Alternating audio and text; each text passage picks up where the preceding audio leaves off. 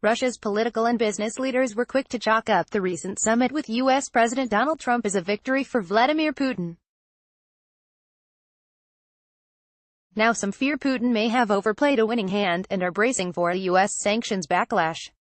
The ruble fell 1.2% last Tuesday after two U.S. senators said in a statement they had begun working on new sanctions that would, among other things, take aim at Russian sovereign debt. It later recovered most of its losses.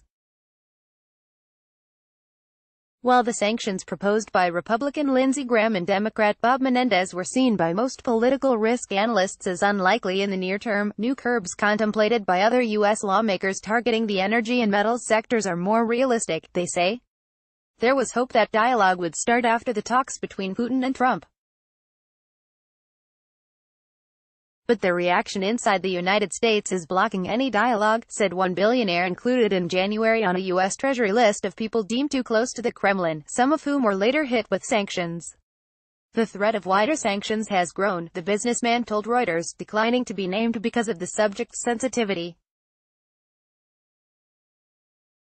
Russian business people had hoped the Helsinki meeting, the first between the two presidents, would pave the way for a possible thaw in relations and delay, if not stop, the preparation of more sanctions which have followed thick and fast since Moscow's 2014 annexation of Ukraine's Crimea. Instead, anger about what some U.S. lawmakers saw as a too deferential performance by Trump in Helsinki and his failure to publicly confront Putin over Moscow's alleged meddling in U.S. politics may have made things worse. In a country where state media portrays Putin as a seemingly infallible leader, even some of his supporters were fretting that he may have made an error by appearing to demonstrably take Trump's side.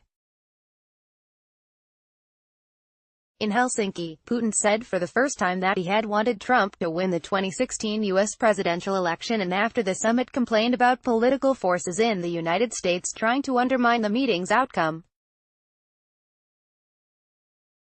Sergei Markov, a longtime Putin supporter and former lawmaker for the ruling United Russia Party, wrote on social media after the summit that the Russian president had outplayed Trump in Helsinki by a big margin, but added, in doing so he created a problem because he exposed his partner to fierce criticism in the United States. Putin should have given Trump the chance to tell U.S. media that he had extracted concessions from him and get away game, staying focused on the longer-term goal of stabilizing ties between Moscow and Washington, Markov said on his Facebook page.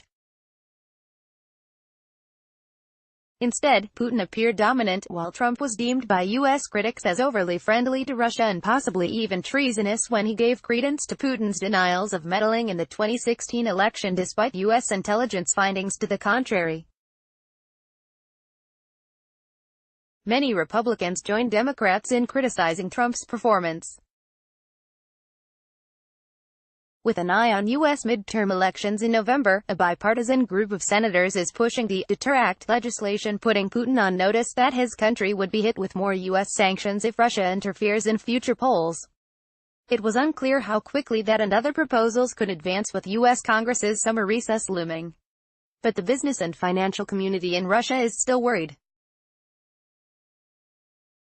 The only outcome of this so far is that people are selling Russia, said one state banker. All liquid, Russian securities are now hostage to geopolitics, which strongly depend on what goes on in the United States.